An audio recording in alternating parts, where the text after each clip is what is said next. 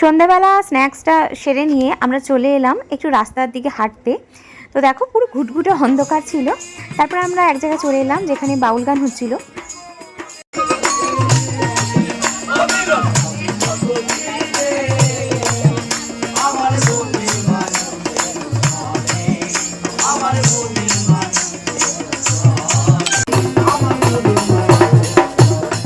বোলপুরে এলে একটু বাউল গান শুনবো না তা কী করে হয়।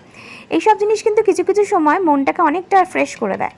তো তারপরে যেহেতু অনেকটাই রাত হয়ে গেছিলো, প্রায় 9:30 বেজে গেছিলো, আমরা হোটেলে ফিরিনি, এখানেই কিছুক্ষণ টাইম কাটিয়ে পাশেই রামশ্যাম বলে একটা হোটেল ছিল সোনাঝুরিতেই, সেখানেই আমরা রাতে ডিনারটা সারতে এসেছিলাম।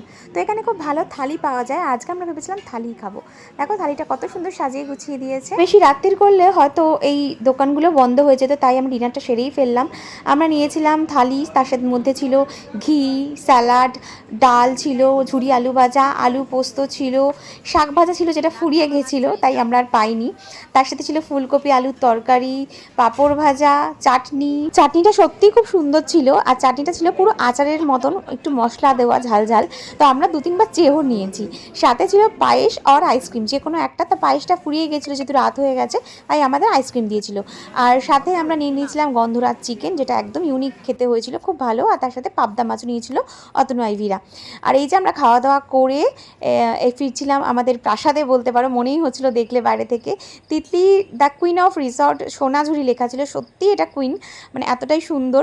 আর ভেতরে এরকম পুকুর বাঁধানো ছিল যেখানে আমরা রাত্রে বসে অনেকক্ষণ টাইম কাটাচ্ছিলাম, বেশ ভালো লাগছিলো। আজকে সন্ধ্যেটা দারুণ কাটলো আমাদের। আর এখানে অনেকক্ষণ বসে টাইম কাটানোর পর রুমে ফিরে